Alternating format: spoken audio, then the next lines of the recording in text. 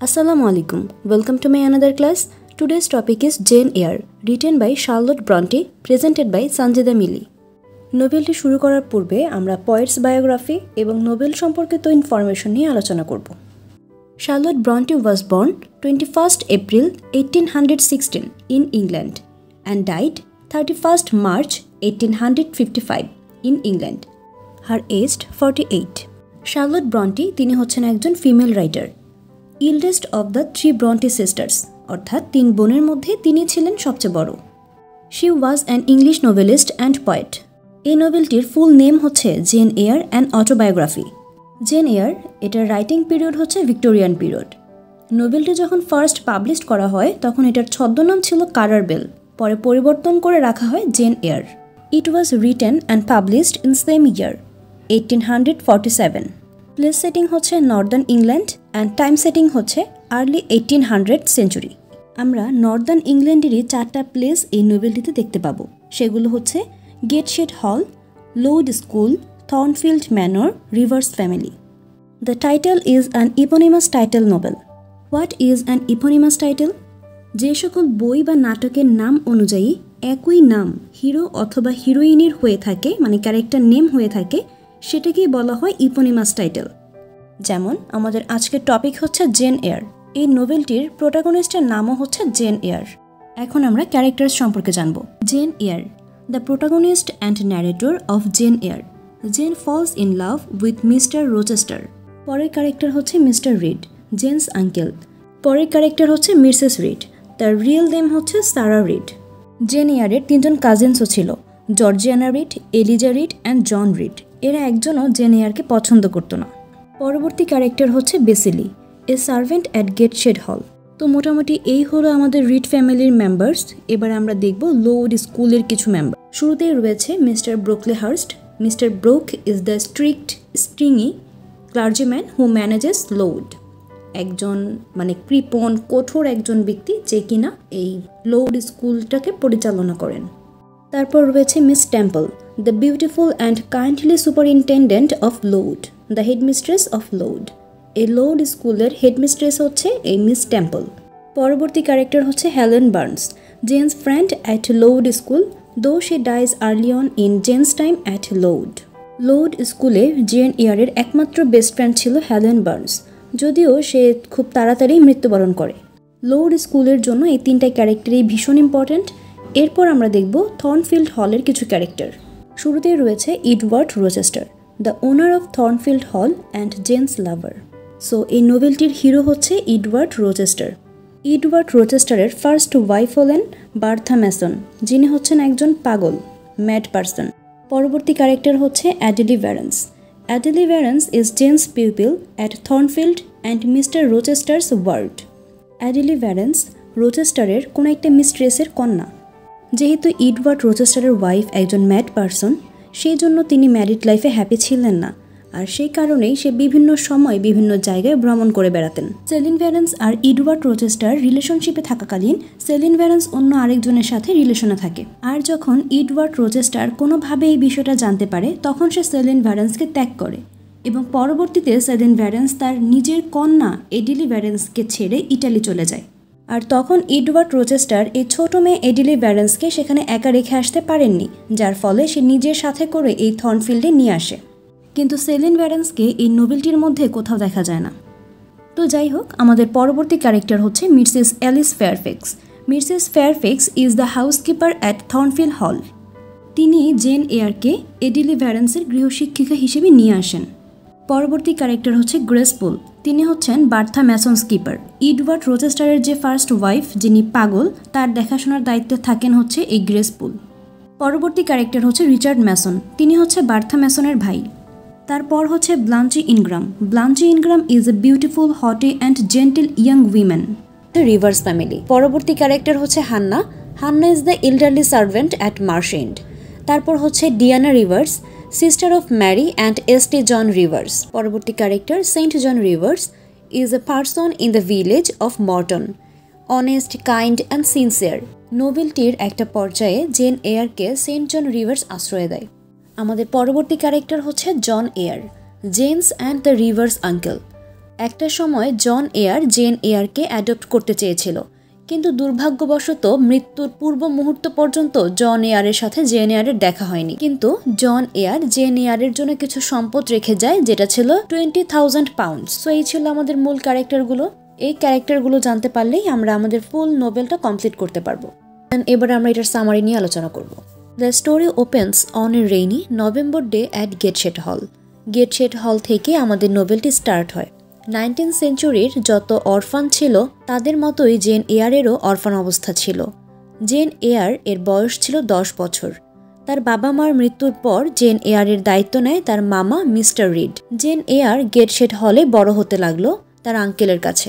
হঠাৎ একদিন mister read sick হয়ে পড়েন। তাকে রেড রুম নামক একটি কক্ষে রাখা হয় এবং সেখানেই তার টেক কেয়ার করা হয়। মিস্টার রিড মৃত্যুর পূর্বে তার স্ত্রী মিসেস রিডের কাছ থেকে একটা প্রতিশ্রুতি নেয় যে আমার মৃত্যুর পর জেন এয়ারকে নিজের সন্তানের মতো ভালোবাসবে এবং তার দায়িত্ব পালন করবে। মিসেস রিডও তাকে প্রতিশ্রুতি দেন, কিন্তু পরবর্তীতে মিস্টার রিডের মৃত্যুর পর সে কিছুই আর পালন করে না। উল্টো জেন এয়ারের প্রতি ভীষণ অত্যাচার করত মিসেস রিড এবং তার সন্তানেরা, Georgiana Reed, Eliza Reed and John Reed. এমনকি মিসেস রিডের এই সন্তানেরা কোনো ভুল করলেও সেটা জেন এয়ারের উপরেই দোষ চাপিয়ে দিতেন এবং জেন এয়ারের শাস্তির ব্যবস্থা করতেন। যতদিন জেন এয়ারের আঙ্কেল মিস্টার রিড জীবিত ছিলেন ততদিন জেন এয়ারের কোনো প্রবলেমই হয়নি এই গেটশেড হলে থাকতে। বাট তার মৃত্যুর পর জেন এয়ার সে বাড়িতে আর ভালো থাকতে পারেনি। জেন এয়ারের মামি জেনকে একটুও ভালোবাসতেন না। সে জেন এয়ারকে তাদের বাড়ির বোঝা মনে করতেন, কারণ তিনি মনে করেন জেন এয়ার তাদের ফ্যামিলির কোনো কিছুতেই কোনো ইনভেস্ট করে না, উল্টো শুধু সবকিছু ভোগ করে যাচ্ছে। জেন এয়ারের কাজিনরাও তার সাথে বেশি মিশত না, যার কারণে সে বই পড়ে তার বেশিরভাগ সময় কাটিয়ে দিত। এই গেটশেড হলে একজন সার্ভেন্ট ছিল বেসিলি। সে আবার জেন এয়ারকে খুব ভালোবাসত এবং তার কেয়ার করত। একদিন জন রিড জেন এয়ারকে আঘাত করে এবং জেন এয়ারও সহ্য করতে না পেরে উল্টো আঘাত করে। দুজনের মধ্যে এই সংঘর্ষের পর পানিশমেন্ট পেতে হয় জেন এয়ারকে। পানিশমেন্ট হিসেবে মিসেস রিড তাকে রেড রুমে লক করে রাখে। এই কক্ষেই জেন এয়ারের আঙ্কেল মৃত্যুবরণ করেছিলেন।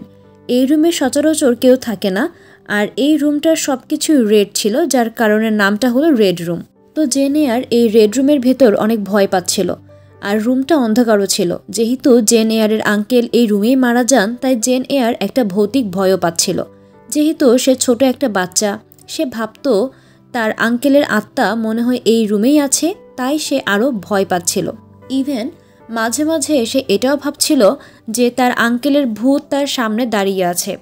জেন এয়ার রুমের ভেতর অনেক কান্নাকাটি করছিল। আচ্ছা, জেন এয়ার কেন ভাবলো যে তার আঙ্কেলের আত্মা এই রুমের মধ্যে রয়েছে? তার আঙ্কেল তো তাকে অনেক ভালোবাসতো। আসলে রিজনটা হচ্ছে, প্রথমে জেন তার আঙ্কেলের ভালো দিকগুলো নিয়েই ভাবছিল, যে তার আঙ্কেল তাকে কত যত্ন করত, ভালোবাসতো। যদি তার আঙ্কেল আজ বেঁচে থাকতো তাহলে তাকে এসব সহ্য করতে হতো না। তখন জেন এয়ারের মনে পড়ে যে তার আঙ্কেলের শেষ ইচ্ছের কথা বা প্রমিসটার কথা। তার আঙ্কেলের শেষ ইচ্ছে ছিল তার মৃত্যুর পর জেন এয়ারকে অনেক ভালোভাবে যত্ন নিয়ে লালন পালন করা হবে, কিন্তু তার আঙ্কেলের তো সেই প্রমিসটা রাখা হচ্ছে না। তার জন্য জেন ভাবলো যে হয়তো তার আঙ্কেলের আত্মা এই রুমে থাকতে পারে।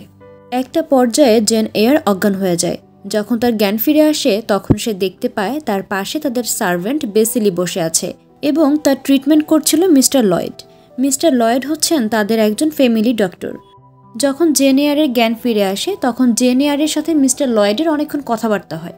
এই কনভারসেশনের মাধ্যমে মিস্টার লয়েড অনেক কিছুই জানতে পারে জেন এয়ার সম্পর্কে এবং তার প্রতি করা টর্চার সম্পর্কে। তিনি মিসেস রিডকে একটা সাজেশন দেন যে তিনি যেন জেন এয়ারকে স্কুলে অ্যাডমিট করে দেয়, যেখানে জেন এয়ারকে অত বেশি টাকা পয়সা লাগবে না, একটা অনাথ আশ্রমের মতো, এবং মিসেস রিডের চোখের সামনে থেকেও জেন চলে যাবে।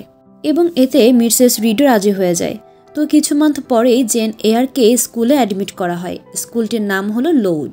জেন এয়ারের গেটশেড হলের যাত্রা শেষ হলো। জেন এয়ারের লোড স্কুলের যাত্রা শুরু হলো। এটা হচ্ছে একটা অনাথ আশ্রমের মতো। এখানে পড়াশোনা বা থাকার কোনো খরচ বহন করতে হবে না, যার কারণে মিসেস রিড তাকে এখানে ভর্তি করতে কোনো বাধার সৃষ্টি করেনি, বরং খুশি খুশি অ্যাডমিট করায়। স্কুলটির হেডমাস্টার ছিলেন মিস্টার ব্রোকলেহার্স্ট। তার ব্যবহার ছিল খুবই ক্রুয়েল প্রকৃতির। প্রথম দিকে জেন এয়ার ভীষণ খুশি থাকে যে সে গেটশেড হল থেকে বেরিয়ে এসেছে, তাকে তার আন্টির অত্যাচার আর সহ্য করতে হবে না। বাট যখন জেন এয়ারের মিস্টার ব্রুকলে হার্স্টের সাথে পরিচয় হয় তখন সে অর্থাৎ জেন এয়ার মোটেও আর হ্যাপি ছিল না। কিন্তু এখানে তার একটা বন্ধু হয় যার নাম হলো হেলেন বার্নস। যদিও সে জেন এয়ারের থেকে এজে একটু বড় ছিল, হেলেন বার্নসের এখানে কোনো ফ্রেন্ড ছিল না। যখন জেন এয়ার আসে তখন সেই হয় তার একমাত্র ফ্রেন্ড। হেলেন বার্নস একজন পিওর খ্রিস্টিয়ান ছিল। সে জেন এয়ারকে ভীষণ কেয়ার করত। মিস্টার ব্রুকলে হার্স্ট তিনি শিক্ষার্থীদের খাবার দাবার নিয়ে তেমন একটা সচেতন ছিলেন না। সে চাইতো তাদের জন্য একবেলা খাবার দেওয়া হয়, ড্রেসও যেন এক সেটই থাকে। এই লোড স্কুলের সাথে সামারের টাইমে তারা মানিয়ে নিতে পারলেও উইন্টারের সময় তাদের কষ্ট করতে হতো, কারণ তারা প্রয়োজনীয় সামগ্রী পেত না। এই লোড স্কুলের শিক্ষিকা ছিলেন মিস টেম্পল। তিনি জেন এয়ারকে খুব পছন্দ করতেন। জেন এয়ারের এত কষ্টের মধ্যেও এই দুজন পার্সনকে পেয়ে অর্থাৎ মিস টেম্পল এবং হেলেন বার্নস, এই দুজনের কেয়ার এবং ভালোবাসায় জেন এখানে পড়াশোনা শুরু করলো। হঠাৎ এক উইন্টারে এই স্কুলে একটা মহামারী দেখা দেয়, টাইফাস, যেটা ছিল একটা ভাইরাস জ্বর। যেহেতু তাদের পর্যাপ্ত খাবার, পোশাক এসব দেওয়া হতো না, উইন্টারে তাদের বেশ কষ্ট হতো। তো এই সব কিছু মিলিয়ে এই টাইফাস মহামারী দেখা দেয়। এই মহামারীতে 80 জন শিক্ষার্থী ইনফেক্টেড হয় এবং অনেকজন মারাও যায়। যারা মারা যায় তাদের মধ্যে জেন এয়ারের ফ্রেন্ড হেলেন বার্নসও ছিল। তবে হেলেন বার্নস টাইফাস রোগে মারা যায়নি, সে মারা গিয়েছে যক্ষা রোগে। হেলেন সবসময় অসুস্থ থাকতো, খুক খুক করে কাশত। হেলেন যখন মারা যায় তখন জেন তাকে জড়িয়ে ধরে ঘুমিয়েছিল। কখন যে ঘুমের মধ্যেই হেলেন মারা যায় জেন ট্যাডই পায়নি। আর টাইফাস হচ্ছে একটা ছোঁয়াচে রোগ, আর জেন এয়ার এই টাইফাস রোগে আক্রান্তই হয়নি। শিক্ষার্থীরা মারা যাওয়ার পর এই যে ঘটনাগুলো স্কুলটার মধ্যে ঘটছে এগুলো পত্রপত্রিকায়ও ছড়িয়ে পড়ে এবং এটাও প্রকাশ পায় যে মিস্টার ব্রুকলে হার্স্ট কিভাবে স্টুডেন্টদের উপর জুলুম করত। টাইফাসের জন্য কত স্টুডেন্টস মারা গেল, এসব কিছু জানাজানির পর ব্রুকলে হার্স্টকে লোড স্কুলের ক্ষমতা থেকে বিতাড়িত করা হয় আর তার পরিবর্তে নতুন কাউকে নিয়োগ করা হয় এবং লোড স্কুলের অবস্থারও পরিবর্তন হতে শুরু করে। জেন এয়ারের এই লোড স্কুলের স্থায়িত্বকাল ছিল 8 বছর। এর মধ্যে 6 বছর সে শিক্ষার্থী ছিল এবং বাকি 2 বছর শিক্ষকতা করেছে। লোড স্কুলে জেন এয়ারের অভিভাবকের মতো ছিলেন শিক্ষিকা মিস টেম্পল। জেন তার কাছ থেকে মাতৃস্নেহ পেয়েছিল, কিন্তু এই মিস টেম্পলের বিবাহ হওয়ার কারণে সে লোড স্কুল থেকে চলে যায়। তারপর থেকে জেন এই স্কুলে অস্বস্তি ফিল করে, তার এখানে আর ভালো লাগে না। তাই জেন এয়ার তার একটা অস্তিত্ব তৈরি করার জন্য সে এই লোড স্কুল ত্যাগ করতে চায়। জেন এয়ার পত্রিকায় বিজ্ঞাপন দেন এবং এই বিজ্ঞাপনের সূত্রে জেন এয়ারকে থর্নফিল্ড নামক এক হল থেকে সেলিন ভার্নসের মেয়ে অ্যাডিলি ভার্নসের জন্য জেন এয়ারকে গৃহশিক্ষিকা হিসেবে নিয়োগ করা হয়। আর এই নিউজটা জেন এয়ারের কাছে পৌঁছায় থর্নফিল্ডের servant Mrs Alice Fairfax. So যাই হোক, এরপর আমরা দেখতে পাই জেন এয়ার থর্নফিল্ড হলের উদ্দেশ্যে রওনা হয় আর জেন এয়ারের লোড স্কুলের যাত্রা শেষ হয়। অ্যাকচুয়ালি জেন এয়ার এই নোভেলটিও অনেক বড়, সো এটাকে যদি এক পার্টে করতে যাই তাহলে ভিডিও অনেক বেশি লেন্দি হয়ে যাবে, যার কারণে আমি ফার্স্ট পার্টটা এখানে স্টপ করতে চাচ্ছি। বাকি অংশটা আমি আরেকটা পার্টে শেষ করে দিব। So if you have any problems feel free to comment and let me know. আর নেক্সট পার্টটার জন্য একটু অপেক্ষা করো, আমি 2 থেকে 3 দিনের মধ্যে আপলোড করে দেব। টিল দেন, আল্লাহ হাফেজ।